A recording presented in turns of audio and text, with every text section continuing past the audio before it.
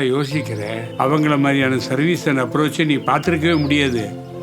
3 வருஷத்துக்கு முன்னாடி நான் பார்த்துருக்கல, இப்போ நான் பார்க்குறேன்ல. How confident I am because I have taken a right decision. எக்கனாமிக்கல்டா, இன்சூரன்ஸ் கூட கிளைம் பண்ணிக்கலாம். ப்ரீமெச்சூர் பேபிஸ்லேருந்து ஓல்ட் ஏஜ் பீப்புள் வரைக்கும் விசிட் பண்ணுற ஒரு இடம். அந்த அங்கிள் நம்பரை வாங்கி தரேன். அந்த அங்கிள் தான் எனக்கும் ஹெல்ப் பண்ணாரு.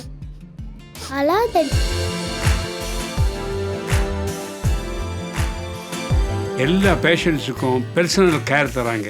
30 years of proven medical records. All I care treatment under one roof. அதான் ஆர்கே ஐ சென்டரோட ஸ்பெஷாலிட்டி. அர்த்தமுள்ள வாழ்வு என்ற நிகழ்ச்சியின் மூலமாக உங்களை சந்திப்பதில் நான் பெருமகிழ்ச்சி அடைகிறேன். சில வாரங்களாக நாம் யோசேப்பின் வாழ்விலே கர்த்தர் அவனை எப்படியாக பயிற்சிவித்து உயர்த்தினார் என்பதை குறித்து தியானித்து வருகிறோம். எனக்கும் பல பயிற்சிகள் அளிக்கப்பட்டது. நல்ல கல்வியை கொடுத்தார். அரசாங்கம் வேலையிலே முதல் 5 வருடங்களிலே பல தொழில்நுட்பங்களை கற்றுக்கொள்ள ஒரு வாய்ப்பை அளித்தார். அதன் பிறகு 12 வருடங்களாக தனியார் துறையில் பல அனுபவங்களை நான் கற்றுக்கொள்ள எனக்கு ஒரு வாய்ப்புகளை கொடுத்தார். அதன் மூலமாக பிற்காலத்திலே தனியாக தொழில் செய்ய எனக்கு ஒரு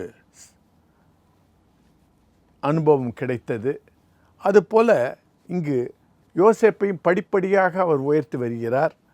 அவர் தன்னுடைய தகப்பனார் வீட்டில் இருந்திருந்தால் ஆடு மேய்க்கத்தான் அவர் லாய்க்கியாக இருந்திருப்பார். ஆனால் ஆண்டவர் அவர் மேல் வைத்த திட்டம் ஒரு பெரிய திட்டமாக இருந்தது. அதனால் அவரை வேறு பிரித்து ஒரு தீமையிலும் ஒரு நன்மை கொண்டு வந்து அவரை விற்றபோதும் பாத்திப்பர் வீட்டிலே ஒரு பயிற்சிக்கு அவருக்கு பயிற்சி அளிக்கப்பட்டது. பிற்காலத்திலே அவர் ஜெயிலிலும் சிறைச்சாலையிலும் ஆண்டவர் அவருக்கு பயிற்சி கொடுத்தார். சிறைச்சாலையிலே அவர் இருக்கும்பொழுது 2 குற்றவாளிகள் அங்கு வருகிறார்கள். ஆதியாகமம் 40வது அதிகாரம் 6வது வசனம். காலமே யோசேப்பு அவர்களிடத்தில் போய் அவர்களை பார்க்கும்போது அவர்கள் கலங்கியிருந்தார்கள். அப்பொழுது அவன் தன் எஜமானுடைய வீட்டில் தன்னோடு காவல் பண்ணப்பட்டிருந்த பார்வோனுடைய பிரதானிகளை நோக்கி, உங்கள் முகங்கள் இன்று துக்கமாய் இருக்கிறது என்ன என்று கேட்டான். அதற்கு அவர்கள், சொப்பனம் கண்டோம், அதற்கு அர்த்தம் சொல்லுகிறவன் ஒருவனும் இல்லை என்றார்கள்.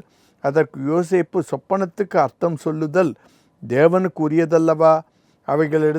அவைகளை என்னிடத்தில் சொல்லுங்கள் என்றார். இதிலிருந்து நாம் என்ன பார்ப்போம் என்றால், காலையிலே அவன் தாமதிக்கவில்லை. அவனுடைய வேலையை சீராக செய்கிறார். மற்றவர்களுடைய துக்கத்தையும் கஷ்டத்தையும் கண்டு கொள்ளுகிறார். நாமும் மற்றவர்களுடைய துக்கத்தை விசாரித்து அவர்களுக்கு ஆறுதல் சொல்ல கடமைப்பட்டவர்களாக இருக்கிறோம். இங்கு நாங்கள் சொப்பனத்தை கண்டோம், அதை எங்களுக்கு சொல்லுகிறவர் யார் என்று அர்த்தம் சொல்லுகிறதற்கு யாரும் இல்லை என்று சொல்லும்போது, அர்த்தம் சொல்லுதல் தேவனுக்கு உரியதல்லவா என்று பெருமையை தனக்கு எடுத்துக்கொள்ளாமல், சொல்லுங்கள் நான் சொல்லுகிறேன், ஆனாலும் அது தேவனிடத்திலிருந்து தான் வர வேண்டும் என்று பவ்யமாக சொல்லுகிறார். அதன் பிறகு நாம் பார்க்கிறோம், கப்பேரர் தன்னுடைய சொப்பனத்தை சொல்லும்போது யோசேப்பு சொல்லுவார், இன்னும் 3 தினங்களில் அரசர் நீ நிரபராதி என்று கண்டு உன்னுடைய பழைய நிலைக்கு உயர்த்துவார் என்று சொல்லுவார். மற்றவரை குறித்து அவருடைய சொப்பனத்தை சொல்லுகையிலே, இன்னும் 3 நாட்களிலே உன்னுடைய தலை வெட்டப்படும், நீ குற்றவாளி என்று கண்டுபிடிக்கப்படும் என்று சொல்லுவார். அந்த கப்பேரரிடம், அந்த பான பாத்திரத்தில் அவர் சொல்லுவார், நீ விடுதலையாக போகும்போது நான் நிரபராதி என்றும் இங்கு ஒரு குற்றம் இல்லாமல் நான் அடைக்கப்பட்டிருக்கிறேன் என்றும் ராஜாவிடத்தில் சொல்லி எனக்கு ஒரு விடுதலையை கட்டளையிடு என்று சொல்லுவார். அவரும் ராஜாவினிடத்தில் ஒரு பொறுப்புள்ள பதவியில் இருப்பதினால் அதை செய்ய அவருக்கு அவகாசம் உண்டு, ஆனாலும் மறந்து விடுவார். நாம் யோசேப்பின் நிலையில் இருந்திருந்தால் ரொம்பவும் கஷ்டப்பட்டிருப்போம். இது என்ன ஒரு நல்ல செயலை இந்த பான பாத்திரருக்கு சொன்னோமே, ஆனாலும் இவர் மறந்து விட்டாரே என்றெல்லாம் நினைத்திருப்போம், கவலைப்பட்டிருப்போம், கஷ்டப்பட்டிருப்போம், குறை கூறியிருப்போம். ஆனாலும் யோசேப்பு அப்படி செய்ததாக நமக்கு தெரியவில்லை. கர்த்தருடைய கரத்திலே அடங்கியிரு, அவர் ஏற்ற காலத்தில் உயர்த்துவார் என்று 1 பேதுரு 5:7 சொன்னது போல அவர் அடங்கி இருக்கிறார். 2 வருடங்கள் கழித்த பிறகு நினைத்து பாருங்கள். 41வது அதிகாரம் ஆதியாகமம் இப்படியாக ஆரம்பிக்கிறது. 2 வருடங்கள் சென்ற பின்பு பார்வோன் ஒரு சொப்பனம் கண்டான். என்னவென்றால், அவன் நதி அண்டையிலே நின்று கொண்டிருந்தான். அப்பொழுது அழகும் புஷ்டியுமான 7 பசுக்கள் நதியிலிருந்து ஏறி வந்து புல்மேய்ந்தது. அவைகளில் அவலட்சணமும் கேவலமான வேறே 7 பசுக்கள் நதியிலிருந்து ஏறி வந்து நதி ஓரத்தில் மற்ற பசுக்கள் அண்டையிலே நின்றது. அவலட்சணம் கேவலமான பசுக்கள் அழகும் புஷ்டியுமான 7 பசுக்களையும் பட்சித்து போட்டது. இப்படி பார்வோன் கண்டு விழித்து கொண்டான். மறுபடியும் அவன் நித்திரை செய்து 2ஆம் விசை அவன் ஒரு சொப்பனம் கண்டான். நல்ல செழுமையான 7 கதிர்கள் ஒரே தானியத்திலிருந்து ஓங்கி வளர்ந்தது. பின்பு சாவியானதும் கீழ்காற்றினால் தீந்ததுமான 7 கதிர்கள் முளைத்து, சாவியான கதிர்கள் செழுமையும் நிறைமேனியுமான அந்த 7 கதிர்களையும் விழுங்கி போட்டது. அப்பொழுது பார்வோன் விழித்து கொண்டு அது சொப்பனம் என்று அறிந்தான். காலமே பார்வோனுடைய மனம் கலங்கி கொண்டிருந்தது.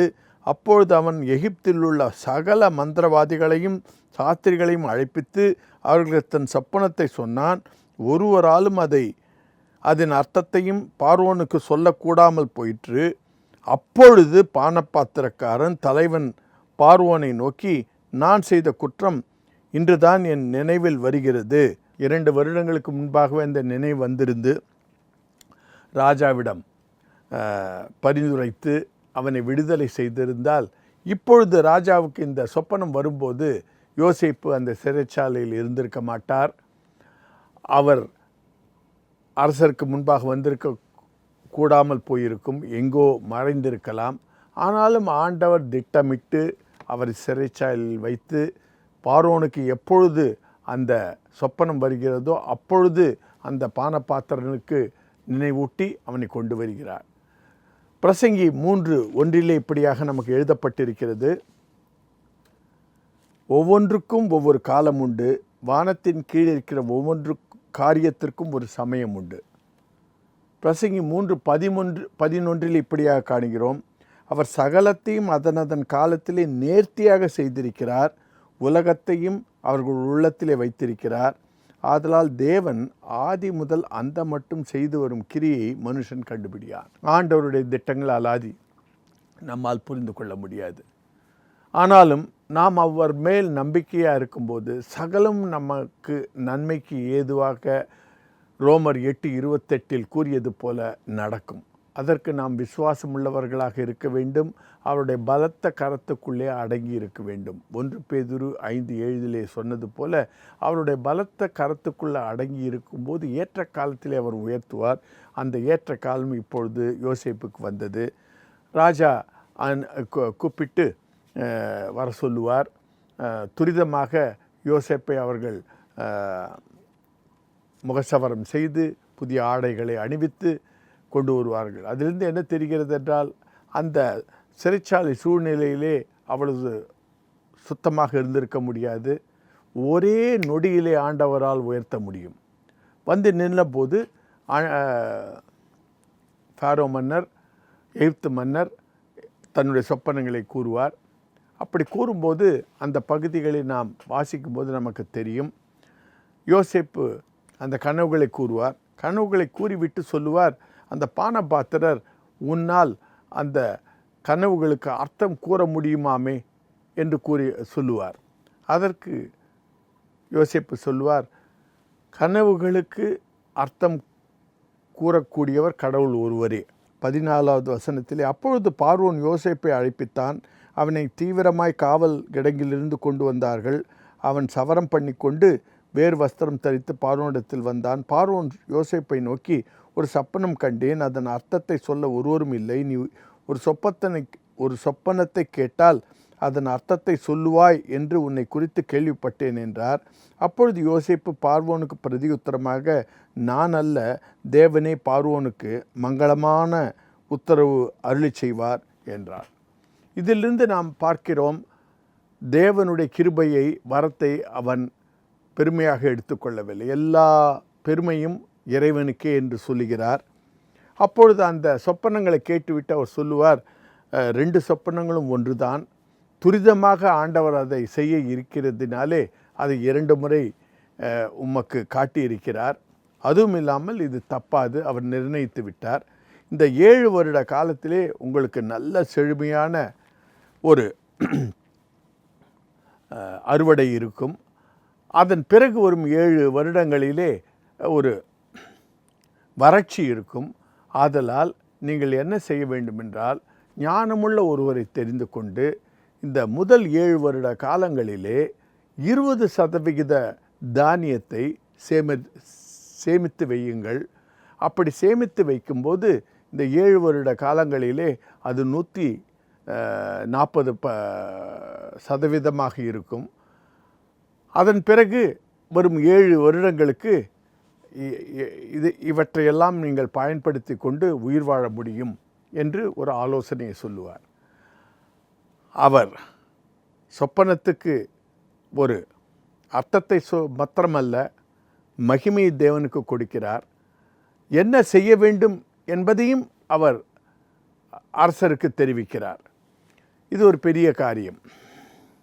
36வது வசனத்தில் இப்படியாக சொல்லுகிறார், தேசம் பஞ்சத்தினால் அழிந்து போகாதபடிக்கு அந்த தானியம் இனி எகிப்து தேசத்தில் உண்டாகும் பஞ்சத்துக்கும் உள்ள 7 வருஷங்களுக்காக தேசத்திற்கு ஒரு வைப்பாய் இருப்பதாக என்றார். அந்த வார்த்தை பார்வோனுடைய பார்வைக்கும் அவன் ஊழியக்காரர் எல்லாருடைய பார்வைக்கும் நன்றாக கண்டது. அப்பொழுது பார்வோன் தன் ஊழியக்காரரை நோக்கி, தேவ ஆவியை பெற்ற இந்த மனுஷனைப் போல வேறொருவர் உண்டோ?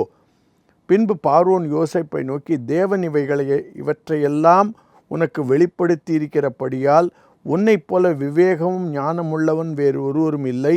நீ என் அரண்மனைக்கு அதிகாரியாக இருப்பாய். உன் வாக்கின்படியே என் ஜனங்கள் எல்லோரும் அடங்கி நடக்க கடவர்கள். சிங்காசனத்தில் மாத்திரம் உன்னிலும் நான் பெரியவனாய் இருப்பேன் என்று சொல்லுகிறார். கர்த்தருடைய பிள்ளைகளே, ஒரே நொடியிலே ஆண்டவரால் உயர்த்த முடியும்.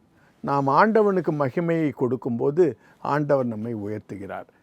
இங்கு நாம் யோசேப்பின் வாழ்க்கையில் இதை பார்க்கிறோம். அதே போல் நாமும் ஆண்டவருடைய கரத்தில் அடங்கியிருப்போம். ஏற்ற காலத்தில் அவர் உயர்த்துவார். நாம் பிற்காலத்தில் செய்ய வேண்டிய பணிகளுக்காக நம்மை பல கஷ்டங்களின் மூலமாக, ஒரு அனுபவத்தின் மூலமாக நடத்துவார். அதை நாம் புரிந்து கொண்டு நடப்போம் என்றால் அவர் கரத்திலே ஒரு நல்ல கருவியாக இருப்போம். இதனுடைய மற்ற பகுதிகளை நீங்கள் பார்க்க வேண்டும் என்றால் www.divine2.asia என்கிற இணையதளத்திலும் நரேந்திரநாத் என்கிற யூடியூபிலும் காணலாம். நன்றி, வணக்கம். என்னடா யோசிக்கிற? அவங்கள மாதிரியான சர்வீஸ் அண்ட் அப்ரோச்சை நீ பார்த்துருக்கவே முடியாது. 3 வருஷத்துக்கு முன்னாடி நான் பார்த்துருக்கல, இப்போ நான் பார்க்குறேன்ல. How confident I am because I have taken a right decision. எக்கனாமிக்கல்டா, இன்சூரன்ஸ் கூட கிளைம் பண்ணிக்கலாம். ப்ரீமெச்சூர் பேபிஸ்லேருந்து ஓல்ட் ஏஜ் பீப்புள் வரைக்கும் விசிட் பண்ணுற ஒரு இடம். அந்த அங்கிள் நம்பரை வாங்கி தரேன். அந்த அங்கிள் தான் எனக்கும் ஹெல்ப் பண்ணாரு.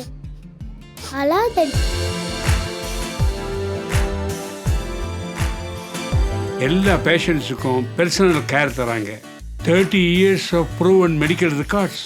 All eye care treatment under one roof. அதான் ஆர்கே ஐ சென்டரோட ஸ்பெஷாலிட்டி.